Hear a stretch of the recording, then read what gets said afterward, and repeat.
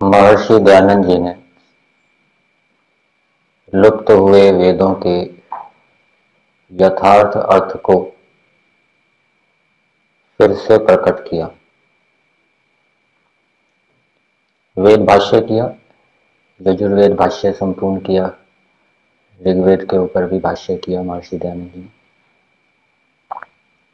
तो यजुर्वेद भाष्य में 38वें अध्याय में 36वें मंत्र के भावार्थ में महर्षि दयानंद जी लिखते हैं कि मनुष्यों को योग्य है कि प्राण, जीवन और समाज की रक्षा के लिए विज्ञान युक्त कर्म करें। समाज की रक्षा का भाव, देश की रक्षा का भाव भी देशवासियों के अंदर, मनुष्यों के अंदर होना चाहिए। ये वेद की आज्ञा है।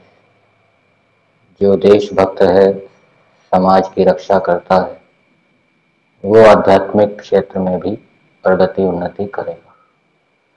और जिसके मन मस्तिष्क में समाज, देश की रक्षा का भाव नहीं है, उसके लिए प्रयास नहीं करता, तो वो आध्यात्मिक क्षेत्र में प्रगति करे संभव नहीं। तो तीनों बातें लिखी है, प्राण, जीवन और समाज की रक्षा के लिए मनुष्य विज्ञान युक्त कर्मों को करे और दिन और रात्रि का युक्तिपूर्वक सेवन करें तथा कस्तूरी आदि सुगंध वाले पदार्थों से युक्त घृत से अग्नि में होम करके वायु की शुद्धि द्वारा नित्य आनंदित हो। तो ऐसे कर्म करें जिससे कि अपने जीवन की रक्षा भी हो, अपने प्राणों की रक्षा भी हो और समाज की रक्षा भी हो। यही बात आपको छठे समोल्लास में भी मिलेगी कि राजपुरुष ऐसे कर्मों को करें जिससे उनका भी हित हो और सर्वहित हो, सबका भी हित हो। और इसी से मिलती जुलती बात आर्य समाज के नियम में भी लिखी है कि सबकी उन्नति में अपनी उन्नति समझनी चाहिए। तो मनुष्यों को अपना रक्षा और समाज की रक्षा के लिए ऐसे कर्म करने चाहिए। तो वेद के अंदर जिन कर्मों का विधान किया गया है, उन कर्मों से मनुष्य की भी रक्षा होती है और समाज की रक्षा भी होती है। जैसे यम नियम है, यम नियम योग के अंगों के अंतर्गत आते हैं। तो यमों का संबंध समाज के साथ अधिक बताया गया है। यमों के सेवन से व्यक्ति की भी रक्षा होगी, समाज की भी रक्षा होगी, लेकिन उसका संबंध समाज से अधिक बताया गया है। नियमों के सेवन से भी दोनों की रक्षा होगी, दोनों का हित होगा। नियम का पालन करने वाले का भी हित होगा और समाज का भी हित होगा, लेकिन उसका अधिक संबंध व्यक्ति के साथ बताया गया। परंतु इन कर्मों को करते समय जिन कर्मों के माध्यम से अपना हित भी हो रहा है, अपनी रक्षा भी हो रही है और दूसरों का हित भी हो रहा है, दूसरों की रक्षा भी हो रही है, वहां पर यह बात भी ध्यान रखनी चाहिए कि सामाजिक सर्वहितकारी कार्यों में मनुष्य परतंत्र रहे और जो अपने अपने धर्मयुक्त कार्य हैं उनमें स्वतंत्र रहे। यम नियमों को यदि हम देखें तो यमों को व्यक्ति मुख्य मान के चले, नियमों को गौण मान के चले और यमों का पालन करते हुए नियमों का पालन करें। यमों का उल्लंघन करते हुए नियमों का पालन ना करें।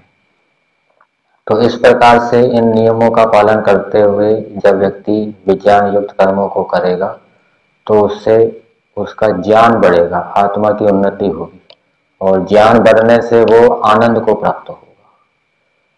यज्ञ का संबंध भी है, वायु की शुद्धि के द्वारा सबका हित होता है, अपना हित भी होता है, तो इससे भी आत्मा का ज्ञान बढ़ता है और आत्मा का ज्ञान बढ़ने से व्यक्ति आनंद को प्राप्त होता है।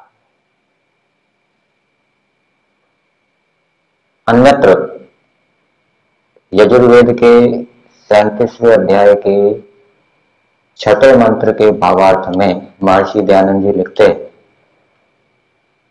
कि जो मनुष्य धर्मयुक्त कार्यों को करते हैं वे सबके शिरोमणि होते। शिरोमणि किसको कहते हैं? आप मुकुट के रूप में ले सकते हैं। जैसे मुकुट होता है वो शरीर के सभी अंगों के ऊपर, सबसे ऊपर स्थापित किया जाता है। इसी प्रकार से जो धर्मयुक्त कार्यों को करते हैं वो मनुष्य सब मनुष्यों के ऊपर होते हैं, उनका सबसे अधिक सम्मान होता है, अथवा वो दूसरे व्यक्तियों का नियंत्रण करने वाले होते हैं, संचालक होते हैं, उनको अपने अधीन रखने वाले होते हैं। और धर्मयुक्त कार्यों को करते समय भी एक बात ध्यान रखने योग्य है, महर्षि दयानंद जी ने लिखी है कि कष्ट होने पर भी धर्मयुक्त कार्यों को ही करें।